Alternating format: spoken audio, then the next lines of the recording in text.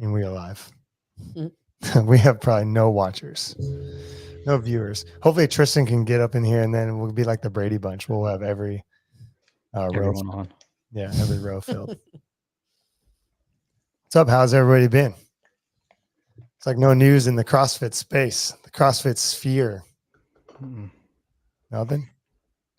We got if you guys are watching, we got one watcher. Okay. If you guys are watching, I was going to put this on Instagram, but Marissa was like, no, don't do it. And then we were talking today. Should I show it? Should I show it? Yes. I don't know what you're talking about. No, you can show it after we're not live anymore. Okay. I'll show What? it live. Well, so you guys can see it, but we got the pack. We can't show the peeps yet. Harley's seen it. We got the pack games shirt done. Oh, sweet. Okay. It looks sick. And we talked to the printer today. We're going to go with Proven Apparel, creating a partnership with those guys. Manny. Look at Harley. Clapped. Harley, did you do a really hard workout today? You don't look like yourself right now. Yeah, what's going on? I ran. That's about it. How I feel. He jogged. Just doing stuff. He hit his Oh, training. yeah. Who's watching? Comment in the chat. Comment in the chat. We got one watcher. It's CJ One or viewer. Cody. One of the CJ two. or Cody for sure. My bet's Cody. Cody's dead right now. He couldn't keep the pace in his workout. Damn. He Boy. did, Yeah, he did a good job. He did a good job. my pace has improved this week compared to last week, so Oh, that's Cody. probably why I'm dead. Cody. It's I knew it. Oh, Matt, this is our artist. Hey, I got some jobs for you, man. Thanks for the logo. It looks great. It's a shame. I thought my fiance loved us. I was going to show it. These guys talked me out of showing it. We're not going to show it. We're going to wait. Manny also wants to do some like media for it. He's hyped. He's like, that's sick. So, we're going to do a pre-order. You better order it. If you miss the pre-order, oh, you in trouble. You're in trouble. Don't miss out. Are you going to put the pre-order on what? Instagram? We're going to put it everywhere. It's going to be on Proven. It's going to be on ours. It's It's gonna going be to be on LinkedIn. Yeah. Everywhere. Can you even do that on Nice. LinkedIn? I mean, You can do anything. I bet you can. There's a will, there's a way. Solid. All right. Well, that was anticlimactic because we're not going to show the t-shirt, but No. we got it working. Maybe when we get closer. It looks Gotta great. keep the people in suspense. All right. I like that. Kiss the I'm people. excited. That was the thing. I'm glad you guys are here to keep me accountable of not ruining the surprise. We wasted the good surprise on you. Dude, that's such a good movie. That's two quotes. Oh my God. Hip Hop Anomalous and now that one. If you guys haven't seen Big Daddy, you should see that movie. It's a good movie. That's a good movie. If you're not a 90s child, you probably have not seen it. All right. Well, I'm constantly in an uphill battle with Deshaun, who's a 23-year-old coach at our gym, and he doesn't know any like pop culture references that I talk about. So I was like, very nice, Borat, common one. Yes. And he's like, what's with the German accent? And I was like, Oh. what? Dude, oh, it's Kazakhstan. You don't know that? And he's like, I don't know what you're talking about. Hey, It we was had just a a member. shame. We had a member in the gym in California from Kazakhstan. You remember? See, Cole? did he talk like that? I Good bet he was- did. It was a female. What do you mean? I bet they spoke just like it. She did not talk like that. Shame. No. All I right. do Well, remember here's what we that, can yes. share. This was done by me on Photoshop because Cody, the Airwave King, I made this. Oh, yeah. I saw that. Cody, the good. last Airwaver. So Okay. That's good. the most Sure. ghetto way to share your screen I've ever seen. Here, look at That's on this, my phone. guys. This one's fun. Yeah, thumbs Oh, down. you even got a thumbs down on it. Uh, Dang. nice. Ooh. Ooh. Hey, that was a funny thing though. It was funny. Made It me was laugh funny. on my walk last night. It's connections. That's why jokes are really funny. You make the connections. Mm. Yeah. So he's the last Airwaver. I appreciate that the airwaves hanging out of the mouth. Yeah, that was good. Yes. Somebody Tell was most like, people you have that way one. too much time on your hands. I was like, listen, I know how to use Photoshop real fast. It took me all of 2 minutes to do that. I mean, if they look at that, it did not take that long to do that. No. Come on, there are layers to that thing. There It are was. layers. So many layers. If you know how to use Photoshop, you know that that's a pun. How many layers? Technically, there's only 3 layers: the text, the airwave, and then the base. But more than one. So there's layers for sure. Very And there are true. layers to the joke. Boom. Let me just Mm. explain my punchline even more. Sick. We're getting- All right, training stimulus. All right, the stimulus of a workout. How often have you guys stood in a CrossFit gym? Actually, better question. How many times do you think you have said when you're coaching a class, today's stimulus of the workout is how often? I know I've said it in the past. And I've It's- definitely said it in the past. I don't really say it anymore. I've replaced Yeah. it with expectations for the day. I like I that. like it. That's good. All right. So, yeah, let's start with that. So, you hear it a lot. I know people listening to this who've been to other CrossFit gyms. All right, guys, the stimulus today is get your heart rate up and go hard. Okay, good. Sweet. Sick. Anaerobic threshold. We got it. They don't even say that. The stimulus. No, the stimulus is to go unbroken. That's a stimulus to go unbroken. Mm. Well, what this was, there's a couple of reasons why this was inspired, but we'll go over what the stimulus is and I'll tell you why it's inspired. So when people say stimulus, what do you guys think they're actually saying? Because I still can't figure it out. I don't know what that means. Or like even CrossFit, because CrossFit says it all the time. Then when they say preserving the stimulus of the workout, and then they scale the workout to preserve the stimulus of a workout or modify. We like to use the word modify, not scale. What do you guys think? Like, help me understand what that is. So the reason I started using expectations because I feel like the expectations of each given movement, the loading, the rate of travel, the expected number of breaks per set, etc., for a given workout sets up for the stimulus. So I start to describe the stimulus, right? How I would say that the stimulus as a whole is essentially how fast you're moving through each given component or what the characteristics of the loading, the gymnastic skills, or the rate of travel or paces you may be holding for the given time domain. I would say that was like what the stimulus is.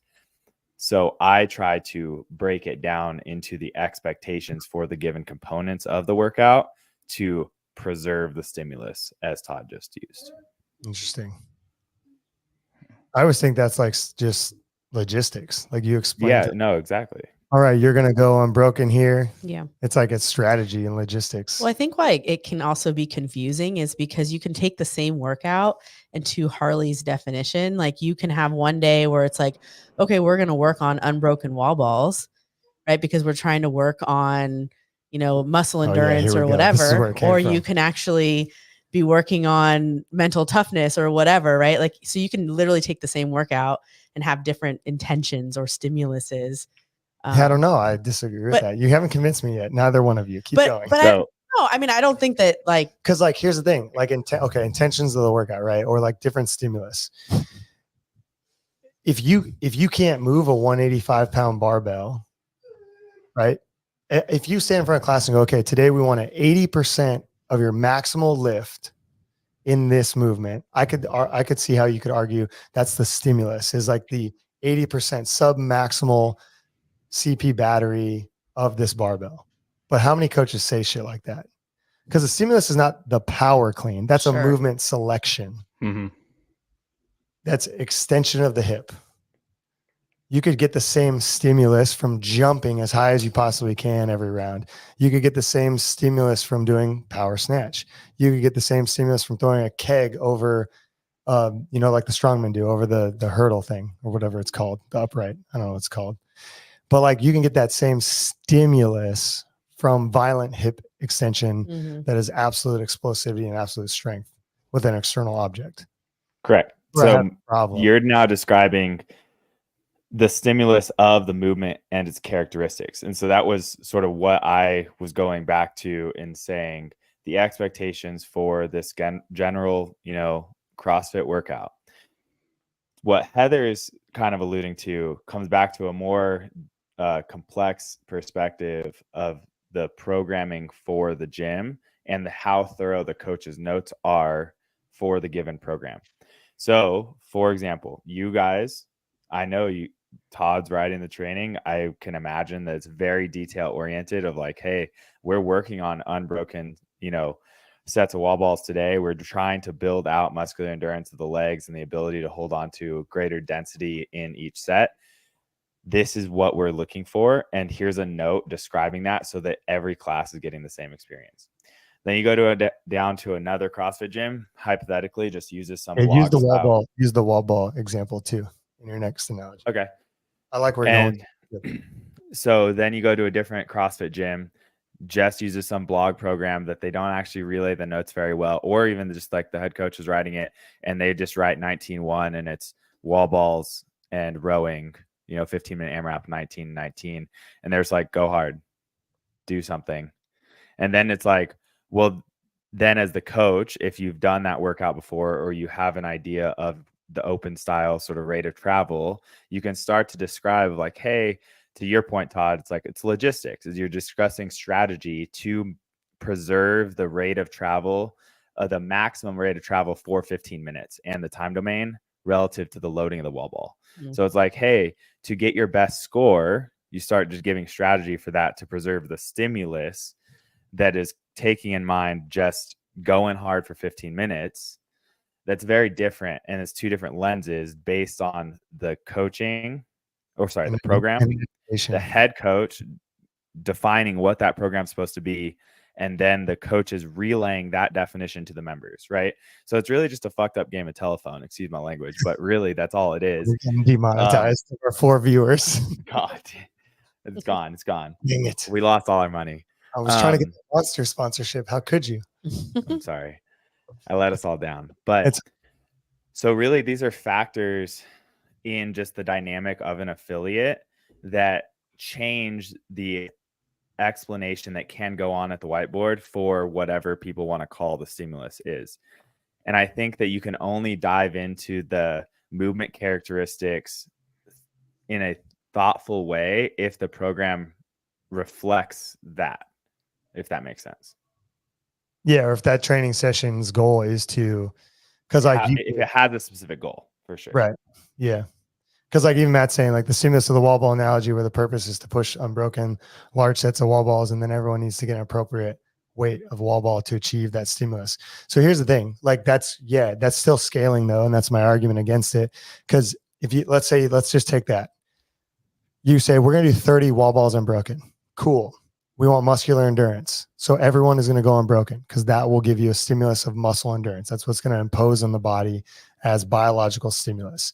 The mechanical tension for each person needs to be enough that it does stimulate metabolic demand, pushes you past threshold, throws hydrogen ions off your body, and then you push through those things. So then you can create metabolic damage and metabolic waste because you're not going to build strength. And then you push past that threshold in those 30 wall balls. Problem with that is if you take Harley and you go, hey man, you're going to do a 30-pound wall ball and you're going to do 30 wall balls in this workout because we want to build muscle endurance. Harley's a really fit athlete. Take away the aerobic component. That's a whole nother, we can add that in, but we won't. Let's just take aerobic endurance in isolation. 30 wall balls at 30 pounds is not a muscle endurance stimulus for Harley.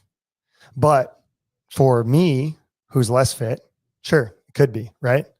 So when we look at that, we look at the repetitions of, is it meeting our stimulus and the demand on each individual? You know what I mean? That's what gets really crazy and hairy within a class and in general. But like, I think it gets thrown around too much. And the point of like this episode is I kind of want people just to start thinking a little deeper about stimulus, what it imposes. Why are you doing this unbroken? Is like maybe Harley needs to do 50 wall balls while everybody else does 30. And that is a scaling, but it's a detailed scaling that you have to know as a coach within that person, that individual. And it goes way beyond the X's and O's and the intention of the workout. Unless, we're running around telling coaches, hey, we're in a muscle endurance accumulation phase right now. We need to do that. Or we're in a maximal absolute strength phase, or we're in a strength speed phase, or we're in an endurance phase, or we're in a power output phase. And then the programming movement selection reflects the opportunity to create those stimulus. That's where I'm like, see how wide it is? And you stand in front of a fucking whiteboard saying, the stimulus of today is to go unbroken on these wall balls, everyone. Get the fuck out of here. Yeah, Well, and that's why I almost never use the phrase the stimulus is we're setting up, here's a strategy to give you the best outcome Yeah. and rate of travel for the given movement selection, loading, etc., so that you get a good workout and have a good time. Ideally, if someone has a higher level goal, we'll have a more detailed conversation about what they hope to get out of the day. But from like, for my gym's example, it's very generalized, and obviously we have really large classes and it is what it is. I try to communicate the best detail and strategy and logistics for each individual and each sort of athlete archetype, from like the lowest level to the highest level at the whiteboard. But if we stand up there and do what we're doing now, we're already 12 minutes into this conversation. We haven't really done much other than talk in circles. That's the point of this. Hopefully people Yeah. watch it and we change their minds. Well, and I think like to that point, it's like I'm just trying to get athletes just to think about different strategies, like, and getting them to like do things that maybe that they don't do normally. A lot of times you go into classes, and we talked about this with our compete athletes on Saturday, like just talking about putting in scores and writing down paces and writing down how many reps it took them. It's like, that's how they're getting progressed. That's how they're actually going to be able to like get better. And I think a lot of this conversation is having those conversations in our class with our members, because a lot of them they're just like, okay, I'm going to do in the wall ball analogy, right? The 1919 with the rowing and the wall balls. And it's like, well, how did you break that up? Where did you die? What was your Doesn't pace matter. on the rowing, right? They're just like doing work to like do work and just whatever. And so it's like, I think even just like having these conversations with them, like, okay, try to go unbroken or try to do the wall balls in 2 sets. And let's find a pace that like is your threshold. You don't know what that is. Okay. So let's figure out like what's uncomfortable without you like exploding, and like just getting them to like acknowledge what those things are and have a little bit like more higher thought process when they're working through something to strategize their workout, as opposed to just like going hard and just doing it until they explode and just hanging in there. Right. I have a question. Do you think 19.1, as an example, wall balls and rowing, as a training session for GPP actually get people fitter? Chase would hate my answer, but I would say no. Chase is the owner of our gym, just so we're clear for everyone who watches. It's just that's a good workout, right? So he programmed that quarterfinals workout from 21. It was 120 wall balls, 120 cal row. And he's like, oh, are you going to do this with us on Friday? And I was like, no, if I want to get better at wall balls and rowing, I'm probably going to do something that's higher volume, intervals, repeated work, working specific paces, set sizes, etc. That's not very developmental. And then now everything he comes back to is, oh, you're not going to do this with us because it's not developmental. And it's just but I mean, I guess the question is like, and we try to steer away from this, so I have no problem like attacking people who do CrossFit every day in their gym, because we don't do CrossFit every day in our gym. Oh, Renata, here we go. She's already onto it. She's a member, so she knows. If you're testing it and working towards the endurance, wouldn't it be yes? So like, yeah, if you're testing, right, you're trying to set a baseline for 19.1, sure. The thing about that, the next question I would have is like, what does that induce, right? Biologically, when you put somebody into that workout, Tristan, you go say what you're going to say, but then we'll get back to this question. I was just going to say, I think there's an argument you could make that yes, it will to a point, because you have specific adaptation to impose demands. So if somebody has, especially somebody who has a large amount to improve on those movements as single modalities, then sure, if you have them run their head into a wall for 4 weeks straight on that, they're going to get some sort of a relatively acute boon in their ability to do those movements. But obviously, like, we all know that progressive overload, whether it's time under tension, pace, rate of travel, less rest, more work, blah, blah, blah, blah, blah, blah, blah, that has to come into a program at some point for adaptation. And if you just keep doing the same test, you're going to end up stagnating on it. So it's like, yes, it will probably for most people for a very short amount of time. But then after that, no. Yeah, that's good, because it bleeds in my next question. It's like, this is why it gets adaptation for a short period of time. It's like, what does that induce? You make somebody go for, it was 15 minutes, right? 19.1, 15 minutes. Mm-hmm. Yes. You make them do 19 cal row, 19 wall balls for 15 minutes. What happens? to the person, just any person in that workout, fit, not fit, doesn't matter. Increased respiratory rate, All right, they breathe harder. Okay. lactate production. Okay. You're gonna have some muscular burn-in. Okay. Higher heart rate, sweaty. Yep. Get tired. They get mental toughness too. Sure. Get tired. Are you saying you're saying what are they experiencing, or are you saying what adaptation are you gaining from that? From doing a singular session of that? This one's good. The AED finally gets used. Correct. I think that's a great response. That's for a good sure. one. No, so like, yeah, so that's the point, right? So, okay, so you got that workout. Okay, let's say we were doing Nancy, 400-meter run, overhead squats, or the workout, the conditioning piece we had today, because prior to the conditioning, we had a lot of strength work. We're doing a broken down version of Hatch in our gym for squatting.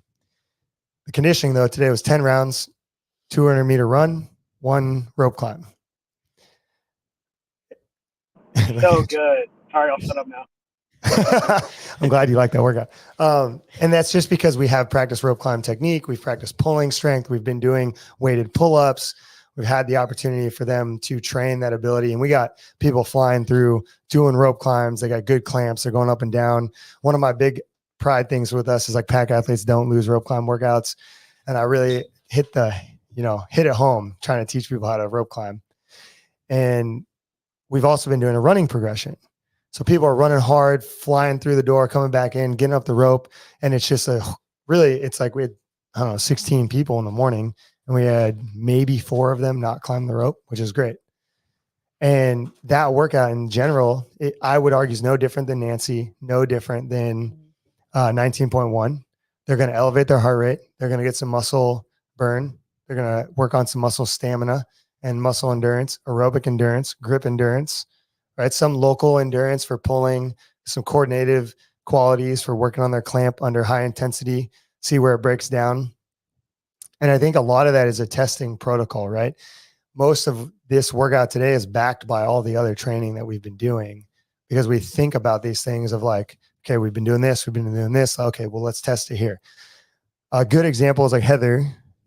Heather's not very good at rope climbs, and I will kill myself before she's good at rope climbs. Okay. She's going to get good at rope climbs. I'm working on it. I'm already getting better. So week 1, tell them your rope climb progression. I don't remember. You should- 10 you the should- 10 Imam? Yeah. That one? Well, first you just Yeah. did 10 rope climbs. Rest is needed. Sure. Okay. And then the second week I did Imam 10 minutes, 1 rope climb, sit on the bike erg for the remainder of the minute. Then this week I did We had AMRAP. like 2 weeks of the bike erg, but yeah. Did we? Okay. Yeah. Okay. 2 weeks of that. Then today I had AMRAP 1 minute, rest 2 to 3 minutes times 3. And rope climbs. And then she did 9 rope climbs. And so it's just progressing out, because a lot of it was her efficiencies, and we're building that out. And so you always do want to create that metabolic stress and put people Mhm. under intensity. That's why CrossFit works really well. But like you guys are saying, not without the training stimulus of building out those inefficiencies, because it doesn't matter what stimulus you're trying to hit. Like if we're like, okay, guys, today we got a 135-pound barbell and someone can't do it, but someone else can, that person's get greater adaptations than the person who can't. And we all know that. So our job as coaches, yes, we scale it down, but I think it's building, like Harley's saying, building in a training program for the gym or your athletes to find the right stimulus and dose response. Back to what Tristan is saying, progressively overload the stimulus, being that it's in the barbell analogy, strength of the barbell, and build that strength, absolute strength up, or repeatability strength, depending on what they're lacking and what they're struggling with. Just like it's like build the skill up and give them continual dose and stimulus of coordination technique on the rope climb. And the wall ball rowing analogy I really like, because that's like aerobic capacity. There is a lot of specificity of rowing that you have to increase and get better at. Wall ball, not so much. I mean, there's a lot of translatory properties. Like you could do dumbbell thrusters, wall balls, goblet squats, even box jumps, like help with wall balls. And you could build a training program about those movement selections to increase your wall ball ability. Or you could just do wall balls because it is a unique training stimulus. Because that's the thing. There is uniqueness to each movement and the stimulus of those movements, right? Because if you guys know, if you have somebody do something over and over and over, they get better at it. More so than if you give them a bunch of random things Mhm. that kind of carry over. Yeah. So it's really interesting, this like word stimulus that gets thrown around. Yeah.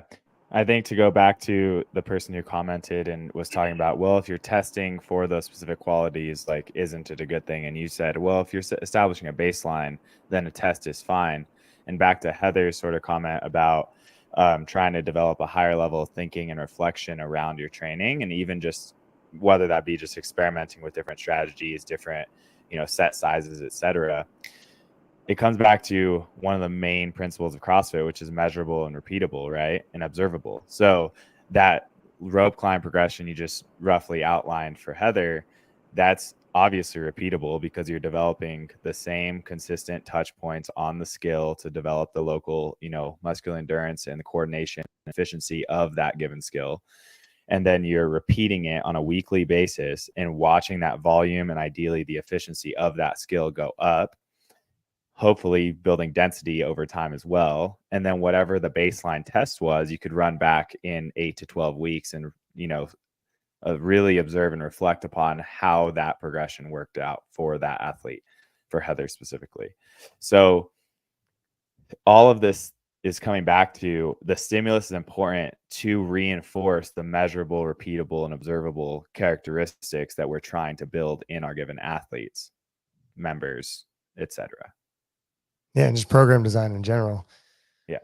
What's really interesting too is like Marissa and I were talking about this, is like something that people forget, and I forget who posted it, but someone posted it about the CrossFit Journal, and Greg said this a long time ago, that like if something comes out of the hopper, if you know what the hopper model is, if something comes out of the hopper that you're not good at, that's where you should be spending your time, which is crazy to think about, because in affiliates all around the world, they do constantly varied functional fitness all the time, which is a tenet of CrossFit. But if you don't read the journals, or you're not a student of CrossFit, you get locked in this idea of like, well, we did thrusters on Tuesday, so we should not do thrusters next Tuesday. We need to wait 2 weeks or 3 weeks. And if you take your level 2, the 7-day to 14-day cycle where they spread everything out, and you won't see that thruster again for 2 to 3 weeks, because that's what they teach you at a base level, because you should have that at a base level knowledge. But then when you layer in more education and more knowledge, you realize, like, if you look at the gym and you have people who can't do, let's just say 5 thrusters unbroken at 95 pounds, you need to pull back, because that stimulus of the 95-pound thruster, and go, this is not going to work. So maybe you run a progression of consistency, because if thrusters come out of the hopper, that's 27, 21, 18, 15, 12, 9, 6, 3, you are going to get effed because you can't even do 5 unbroken. Look at Harley's face. That was a workout with bar facing burpees. We're all getting F. No, it didn't start at 27 though. Oh, it didn't? 27 is where you lost me. I was like, dude, What was the workout No, that was there we're 30? all gonna die. 32, It was 21. That It was open 21. workout started 33, 27. Oh, that's what it is. Yeah, Yeah, yeah. Well, yeah. you're mixing up open workouts. Yeah. Sorry, So my that bad. one is the Right, chest right, bar Fran. Sorry. We The get one what you- Kristen we get what you- Yeah, yeah. All right. Sorry. But Okay. you're making fun of my face. The face was there for a good reason. All right. 21, 18, 15, 12, 9, 6, 3. That was the one, right? With bar facing burpees. All right, cool. But if you can only do 5 thrusters, you're in trouble, man. And that workout didn't have a time cap the first time they released it. So Yeah. you're in a lot of trouble. Right. And so, like, the stimulus there is the volume of thrusters. That is the stimulus. It's not even the stimulus, really. It's the task that you have to complete, right? So there's task priority workouts, time priority workouts in CrossFit also. That's in your level 1, level 2. That's in the journal. So the task is completing that many thrusters at 95, 65. The stimulus is continual force production, local muscle endurance of the squat pattern and the shoulder overhead pattern. So, and building up the resiliency and tolerance, and I would say more endurance, like muscle endurance and aerobic capacity for that movement. Could you train that without doing thrusters? That's the real question. What do you guys think? I would say theoretically, yes. But back to your point of each movement has some unique qualities to it.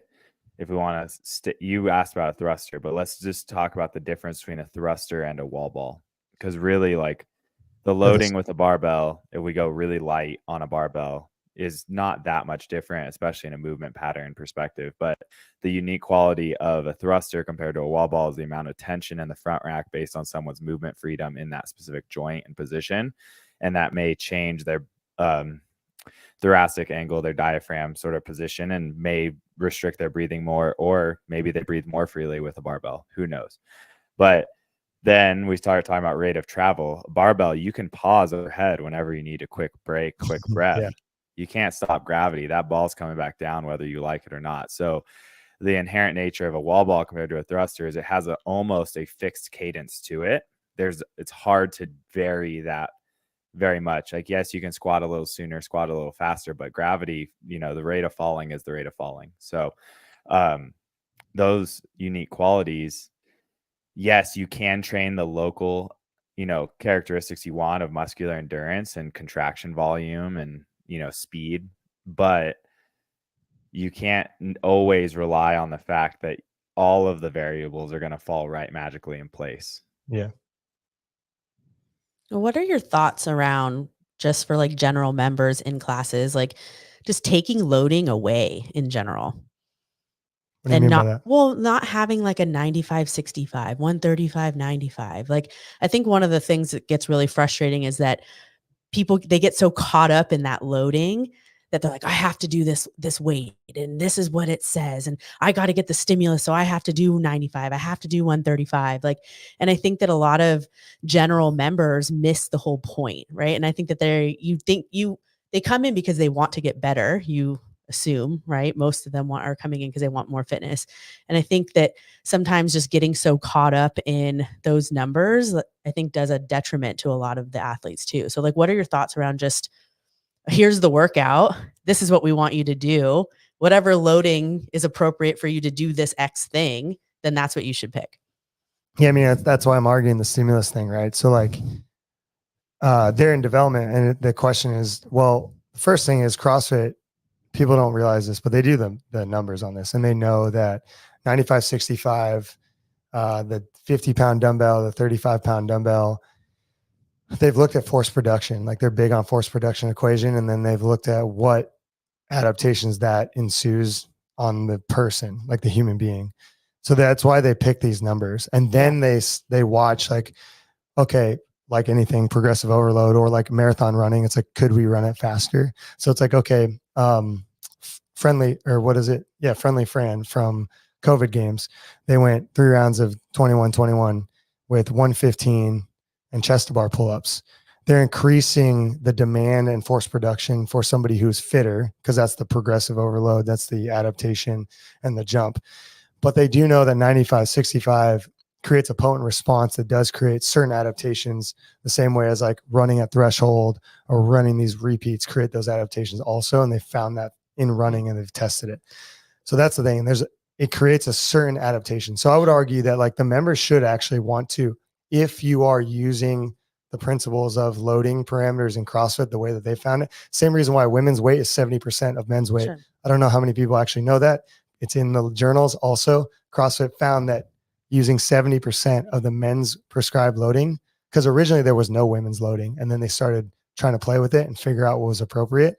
In the journals, 70% is the guide. It can go up or down, but 70% is the starting place, because it creates the similar adaptations to that of the male counterpart, and they've observed that over time. So I would argue that the members should not want to do the weight if it's outside of like what Harley's saying, your efficiency, your energy demand, your positional demand, because you're going to get injured. You're not ready for that load. You need to step back, like Heather's saying, and figure out, how do I get to 95? Mm-hmm. Then I go to the argument of the stimulus. The stimulus is well, that person is struggling with an absolute strength stimulus, and they are challenged by their ability to move the load, period. Can I play So devil's then- advocate? Sure.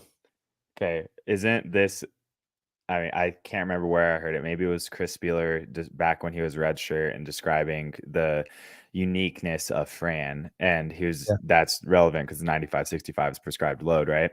And he's like, if someone is a strength limited athlete, like Todd just described, he's like, they could do it at 95, 65, and it might take them 10 to 12 minutes. And they maybe have to do clusters the whole time or a couple reps at a time, but they're going to get a huge strength response from that same loading compared to someone like Tristan, who's going to go like sub-3, super fast, you know, because he's really, really built for squatting speed. He could go sub. He could definitely go sub-3. I hope. My best friend is 225. There you go. Nice. There we go.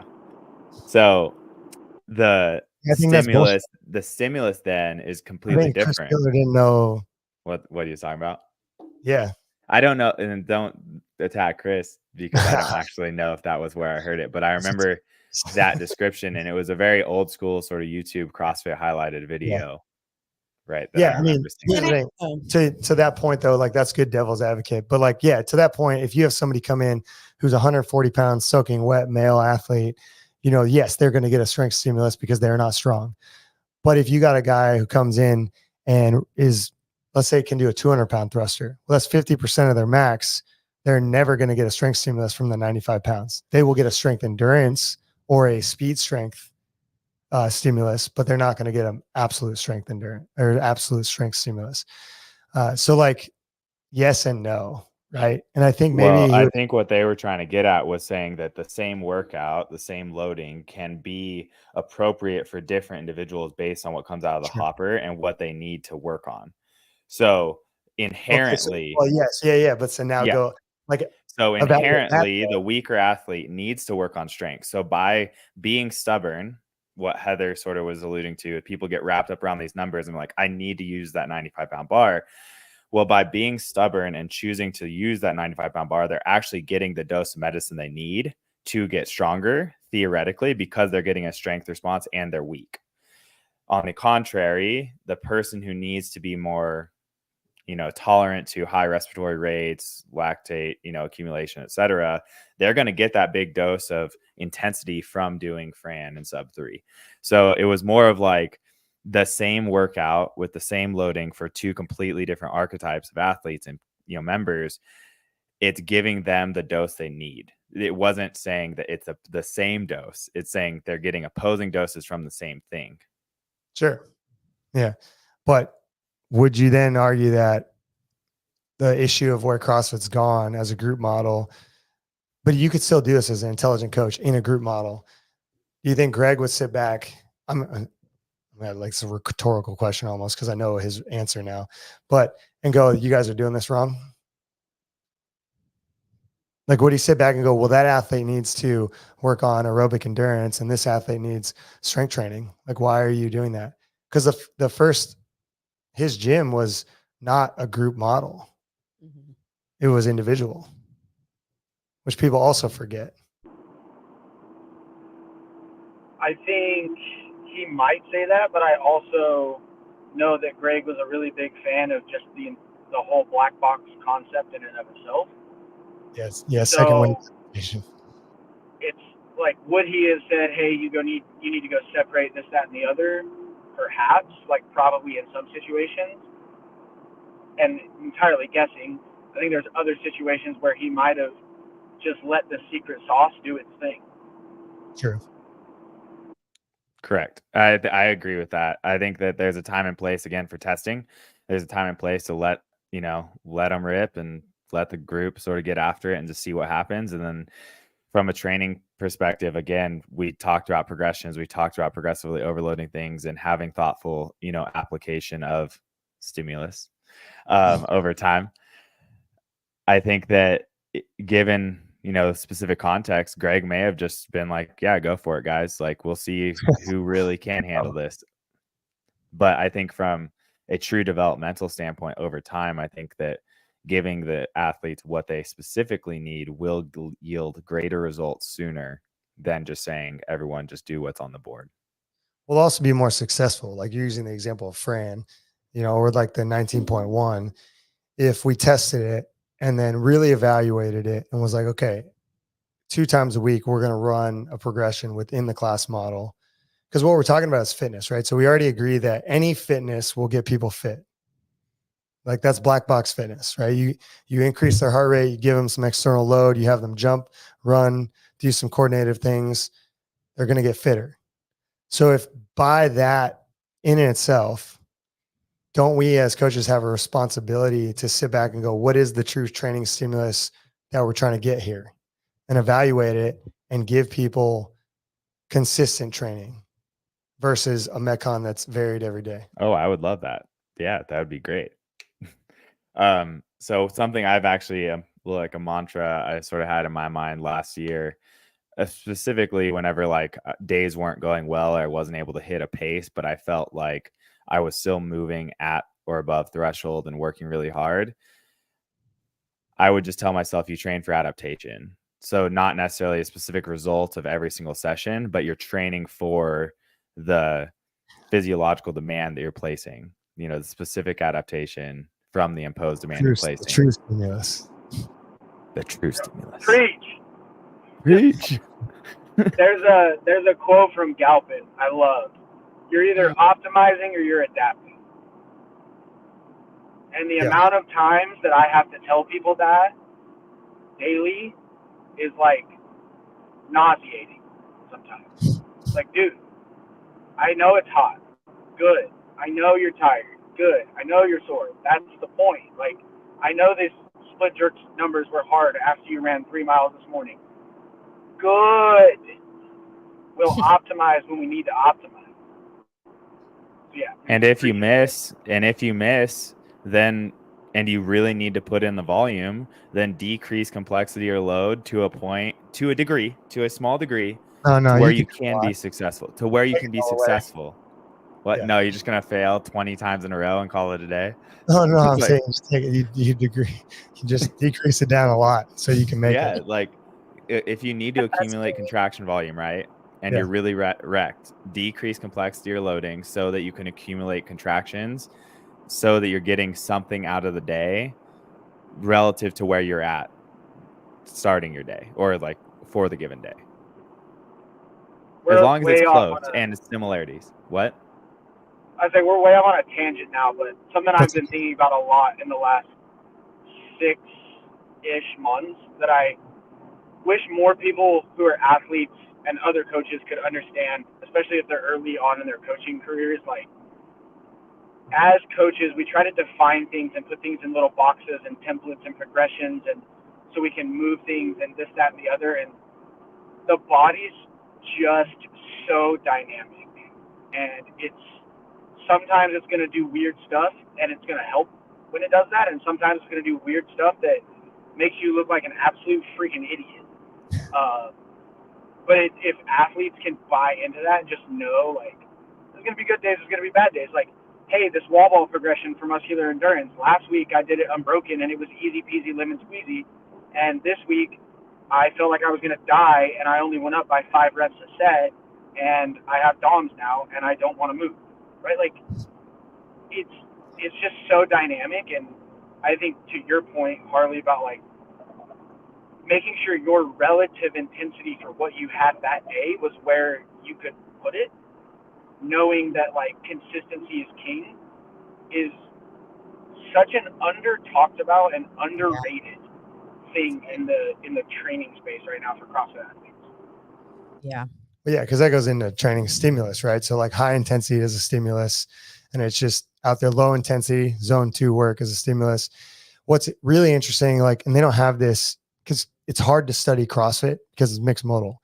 There's a lot of things happening in the body where it's really easy to study endurance work, where you're looking at ventilatory rates, you're looking at blood lactate. You can stop people, you can run intervals. You have no real dynamic load on the body for muscle contraction. You can't look at like glycogen consumption. That's why it's hard to be like your fitness trackers. It's hard to tell you how many calories you actually burn from doing like heavy back squats, even though we know that potentially it's burning more calories doing back squats than it is like going out for an hour run.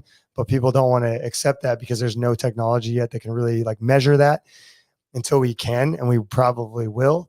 But what's really interesting is like twofold of the stimulus. One, the body is really resilient. It will fight back and do it. Like you look at endurance studies where guys do high volume training, high volume, high frequency training and even high intensity, high volume training. And there are certain athletes that they have found that can resist that and be able to handle that over and over and over. There's a guy who's really famous for doing 50 by 400 meters. And he was winning the 5K events and 10K events in the Olympics for a really long time in the 70s. And he was able to do that. People saw them do that and go, well, I'm going to do that too. And just started getting broke off and just cannot handle that type of training. There are Should freaks. I do that or No. There are freaks of nature out there. And through the process, because it got very popular, all of these other runners decided this is how we're going to train. Then there's other running where it's like, oh, more commonly is like Jack Daniels method or 80-20. And 80-20 is way more accepted because it is actually, I would say, easier because 80% of the time you're running slow, 20% of the time you're running fast. And let's say you do 5-session weeks. One of those sessions is hard. The other 4, you're just running at 130 beats a minute, really easy for the volume. That's why it's pretty accepted, but the recoverability from that is better for most human beings. So to the point of what you guys are talking about, even though you can't research CrossFit the way you can with running or cycling, and even like they don't really study swimming, but they just like lump it into biking and running because you're in the water, it makes it tough. But if you just take that and go, okay, well, the body's responding this way from this stimulus at intensity or at zone 2 work, and you apply it to CrossFit the way you guys are saying, that's what's happening naturally for most people. And that's why you can't go hard all the time, because you actually should be going not as hard most of the time and going hard some of the time, the 80-20, which when they looked at running and more deeply into running, they found that people naturally lean towards, without being told or coached to do an 80-20 because of recoverability, because that they find like, oh, I can't run this hard every day. So you either get injured or you're too fatigued to hit the paces, or you plateau because you're only running this fast. Because the other thing that they found is that the body adapts to what's most efficient. So you become very efficient, like Harley's wall ball or thruster analogy. What your physical efficiency of using, phosphagen, glycogen, oxygen, fat as fuel source, mechanical tension, positional things, how you can breathe, your body adapts to that efficient pace. It likes that pace. The only way that you can push it out of that pace is by doing intensity, driving it up, or teaching it a slower pace so you can do more volume. Have you ever tried, anybody listening to this or you guys, to do burpees slower than what you like? And my friend CJ really hates changing her pace at burpees. The reason for that is because her body gets used to a certain pace and she feels better there. She feels better there. Happens in runners too. It's not that bad of a problem because it's nice there. But the issue is you then don't get any adaptations because you're not getting stimulus of higher speed and lower speed to teach you gears. Now they have learned this in running. I say we just apply it to CrossFit and have those additional stimulus to training, which is what you guys kind of alluded to with like the tangent of, you can't go heavy all the time. You might do terrible on this progression piece that you did last week, even though you did better, because there's fatigue factors there.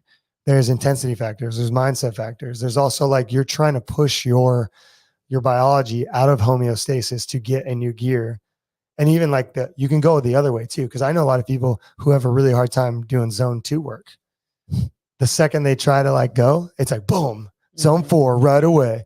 It's like, well, yeah, your body doesn't know how to be zone 2. It's not efficient there. You haven't taught it that. Tristan also alluded to something earlier about, he's like, oh, I'm hot today. So environmental factors is also a whole other layer to progressions that is outside of our control. So when you get into those circumstances, sometimes audibles are necessary, or even just regulating back a little bit and understanding you're not going to have the same intensity or rate of travel on a given day based on your environmental factors, your hydration, etc. If you weren't aware it was going to be super hot on a given day, whatever, your preparation may be lacking there. But yeah, that happened to me yesterday. I got lightheaded. It sucked. So I think Todd brings up a really cool point in the sense of just seeing how people's physiology navigates the tasks they're being asked. I would it argue just- that is the it- true definition of stimulus. Well, you're welcome. But keep going. It's just stuck out to me recently. I've been doing some training pieces with my fiance, and we've both been wearing our heart rate monitors, even for like mixed modal work, just for funsies. Just we don't look at it during. I don't really care what it says. Like for our pure conditioning work, we wear it and might monitor it and base things off it and all that. But we did a workout last week that was running and clean and jerks, kind of an interval, shorter duration play off of the semifinals workout. And, she went a little faster than me off the barbell work, this, that, and the other. But then we looked at our heart rate data, and her average heart rate was like 184 or 160 something. Her average working heart rate during the intervals was like 184. And my average heart rate during the working was like 173, right? And you saying how people gravitate towards stimuluses, we've done this enough times now where I'll watch her do a workout or I'll do a workout with her and I'll look at her heart rate monitor and her body just lives in zone 5. Just lives there and can just do work there. And if you look at, if I were to like share all my Garmin data with you guys and you would look, you would see anytime my heart touches zone 5, it's about to get weird because my body just falls apart. Mm-hmm. This just turned into a broken AMRAP. I'm gonna do work for 30 seconds. I'm gonna rest for 30 seconds. Yeah, like my physiology, whether it be like the average cumulative stimulus of like things I did in my adolescent years and this, that, and the other, I can be in zone 3 and zone 4 for an eternity and just Same. work. That's so good. But when I start to play in zone 5, the wheels on this bus explode, right? Yeah. I agree, So it's Tristan. I find it very interesting. It sounds like our circumstances are pretty much mirrored. CJ hit zone 5 walking up the stairs. She Todd rode her 20-minute echo bike at zone 4, and she's like, or 3 to 4, and she goes, if he wants it to actually feel hard, she's like, this is gonna be zone 5 because it said at hard effort zone 3 to 4, and she's like, oh, this is gonna be zone 5 right away then if he wants it to actually feel hard. 3, 4. Mm-hmm. It's crazy okay. too, But because what he said about running, people running slow or being in zone 2, they don't feel as good. Courtney's been doing a lot of running, this, that, and the other, and she's obviously very a power-based athlete. Like she gets stronger easily, all those things. But it's like I've told her, because I'm giving her longer runs, like you have to slow down, Yeah. or you're not gonna make it. And she's like, it hurts more when I go slow. I'm like, Tell her I'm to sorry, relax. but that's what Tell we her to need. take a Yeah, breath. I feel like that's Well, more it's 'cause the body doesn't emotionally it know. hurts. I feel like more than well, running efficiency and economy, all those things play in, and they play in with all CrossFit movements too, right? Like Jacob, as an easy example, that boy came out and was just built to squat, and just watching him squat, I'm like, my body works twice as hard just to be in that position, right? So he's just not consuming as much fuel. He's not putting off, metabolic waste. His heart rate's not going up when he's doing squats, on top of the fact that he's very strong, right? So it's like all of that stuff plays into it. And I think a slight, detour, but kind of mentioned earlier, movement efficiency of all movements is still not talked about enough in CrossFit, Yeah. in my opinion.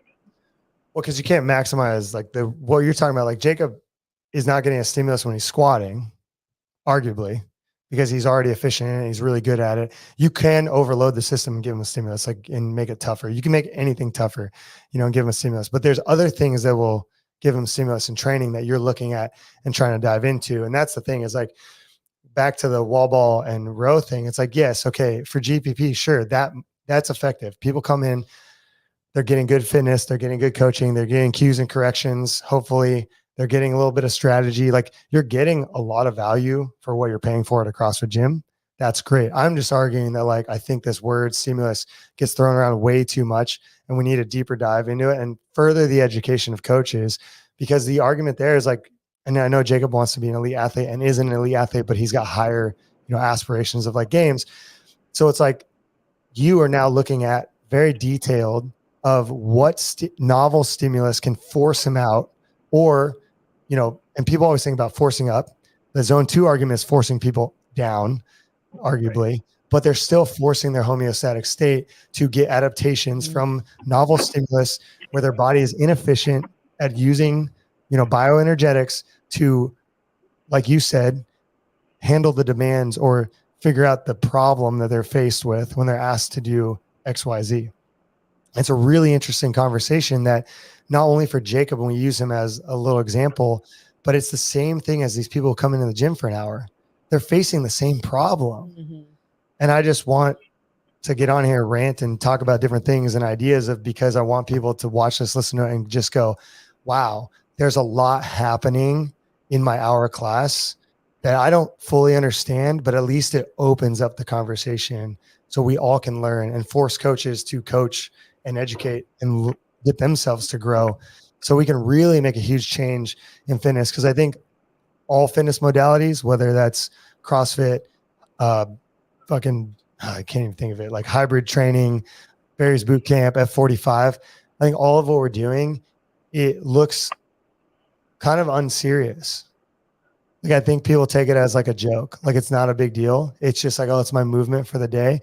And what we do is not on par with, you know, an engineer or a doctor or somebody at that level. But it's like, this is your human biology that we're trying to change to make more efficient, more healthy, go through space a little bit faster, fight off disease, get more muscle mass, bone density, so you can withstand carbohydrate, refined sugar. Because if you get fucking fit, and I know people don't want to talk about this, you become very insulin responsive that allows you to handle sugar. So this is going to be bad to say, the fitter you are, the more candy you can eat, and your body will process it without giving you issues.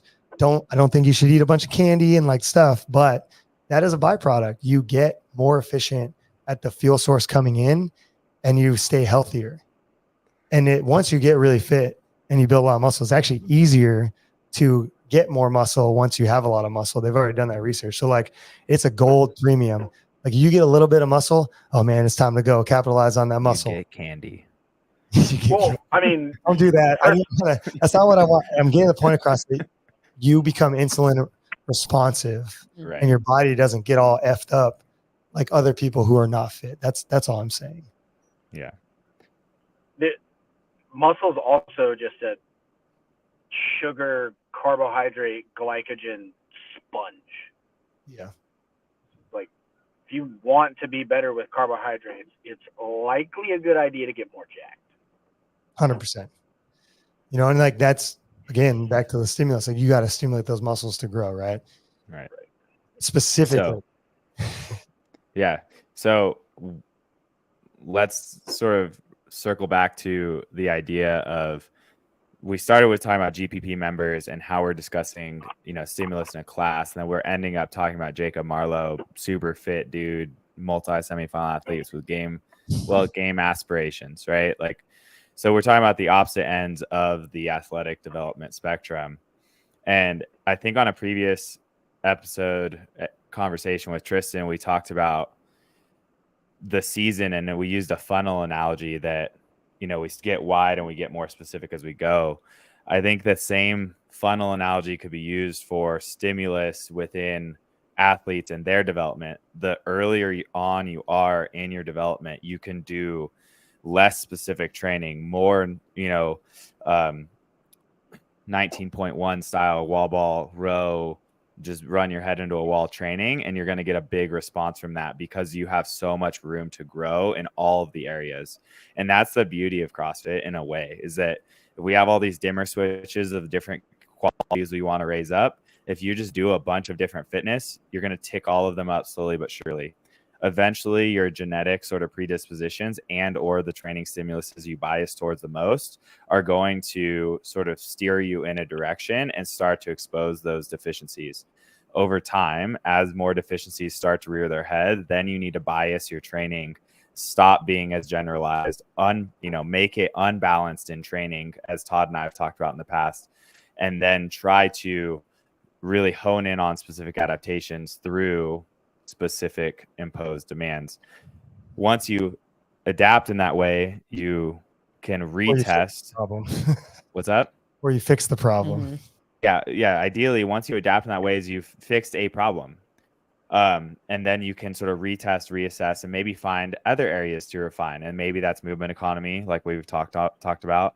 I saw a funny video from Dozer weightlifting yesterday, and he was like, "You think your pull's bad, you're just going to fix your pull and be magically good at weightlifting." It's like, that's not how that works, because once you fix one thing, you're going to realize there's something else that still needs to be fixed, or something else that can continue to be refined. So it's really just a multi-year, multi-decade, developmental process in which you start generalized and you get specific. Then you maybe re-generalize and you get back to specific training. So it's really a never-ending process of test, retest, refine for whatever areas you need to work on. And then you find new areas. Yeah. How would people, well, everyone who listens to this has our help. So, but in the off chance that someone listens to this that doesn't work with us or go to our gyms, where would be a good place to start? Like, what are some things that they could, because they're most likely just going into a CrossFit gym and doing the workout of the day, and maybe, I guess I would say the thing that you're getting frustrated by, like if you go in and you can't do a total bar and you get frustrated all the time about the total bar, then probably seek out somebody to work on gymnastics with you. So you That's the easiest way. Is what's your emotional response around it, right? Like if you get frustrated, if you feel like you're constantly sort of getting stuck somewhere, then that's your map. That's the sort of direction you need to go, the route you need to pursue. Along with that reflection back to that higher level of thinking of your training, Heather talked about it in like a proactive way of like, how are you going to navigate this session that's coming up? But I think that reflection of how it went will also be a good guideline of what you can learn from a given session and take into the next session with maybe the same movement qualities or movement patterns, same sort of qualities of the session, etc. Yeah. I mean, also like, what happened? Yeah. Like, what happened and why? Yeah. What just happened? That workout. Holy moly. That's so underrated though. Like Yeah, how many it is. times have you guys had a conversation with a member, at an affiliate or somebody you coach, and they'll say, my total bar went to crap today. And you just look at them and say, well, you did also row 200 calories an hour faster than I told you to for the 500 meters prior to that. Mhm. Yeah. How'd you think that was going to go? Like, Right. it just happens I feel like the stage one of like truly starting to progress as an athlete is being aware enough of what you just did to sit back and, Yeah. okay, what did I do here? Did that go my way? Did that not go my way? Right? Like, Yeah. Or you could do CrossFit like me and do 10 unbroken ring muscle ups, rest 3 minutes for 3 rounds and be like, I did 30 ring muscle ups today. Or you could be like Cody and go, I'm going to do 30 ring muscle ups for time. Those are very different approaches. Dude, you could even go 30-minute EMOM of 1 per minute, dude. No, Hell that's yeah. not Did enough 30, dude. muscle endurance. I I was need kidding. muscle endurance. I need a little bit of cardiovascular demand and muscle endurance. But skill refinement, you could argue that. That's true. Movement You get efficiency, perfect ring muscle ups. perfect ring muscle ups every minute for 30. That'd be good. Be okay. Some people are there in that development. Or you go above and beyond and do a 1 minute muscle up. I do have a question seen now. that? Yeah, I do have a question. 1 minute muscle up. Me doing that today, would you guys call that CrossFit? Sure. Yeah, why I not? hate that question. I just I wonder. know, Yeah. I know. Sure. Yeah, I call it CrossFit. Did I'm you just- bring intensity? Sure. Yeah. Yeah. Relative. Did you Yeah. do muscle ups yesterday? No. Then you varied your movement, you brought intensity, and it was fairly functional. So sure, CrossFit. Let's go. All right. I like it. I was wondering. I just wanted to talk about it further. That I just No, did no. 30 ring muscle ups. You did 10 rope climbs? Nine. But still, Oh yeah. I don't know. I was wondering that some days I do like doing something and I'm like I think some days I'm like breaking it down too much because I know too much, and I'm like, yeah, this is going to be good. And I like give myself an out, and then I look back at the end and I'm like, did I just do CrossFit or did I just like make up some weird interval workout because it was easier? I mean, is an IWT CrossFit?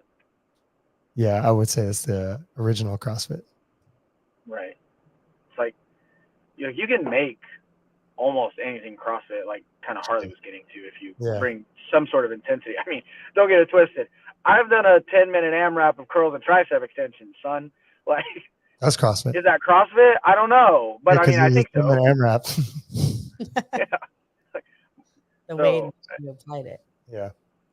That's interesting. Yeah. Well, even then, like we talk about intensity, right? Like this is actually another sort of area of this whole stimulus conversation. We talk about, or people within the methodology, we define it as constant varied functional movements, high intensity, and we get wrapped up around this intensity thing. And it's like, well, the intensity of a L-sit, press to handstand with perfect mechanics. Yes, it's so hard that very few people can do it, to a gymnastic standard. But if you do that three times throughout your session and then maybe hit running intervals, like, is that CrossFit? And it's like, I think that a lot of people would argue, yes, it is, because you're moving your body through space. You're practicing the 10 general, characteristics of fitness. You're playing and practicing new sports. You're doing all the buzzwords that CrossFit likes to throw around within their principles, the pillars, and but the intensity on the system from a metabolic standpoint is low, right? So I think that we mix up intensity with the correlation to how it feels and the metabolic response of it versus the effort and focus that you put into a given effort. So maybe that 3 sets of 10 muscle ups for you, Todd, was like, it took a lot of mental focus. You're trying to be incredibly perfect in your mechanics and you rested a lot. So metabolically, it wasn't that bad, but you still got a lot out of it. So yes, 100% still CrossFit. Still can't help you with your curls and triceps, Tristan, but it was an AMRAP. Okay. He wins.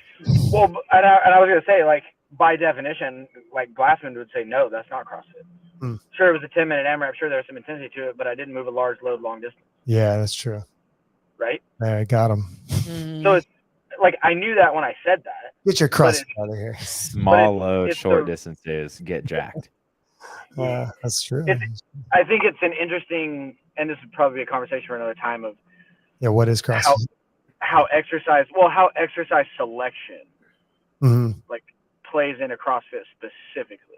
Yeah. Because an L-sit press to handstand, you could say is moving a large load a long distance, but also an L-sit is an isometric, right? So it's like, I feel like there's some gray areas there. Yeah, but then you get to lump it in with the play new sports.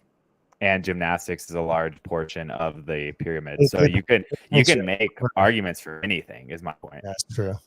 Harley, that's what I also bodybuilding's a sport, okay?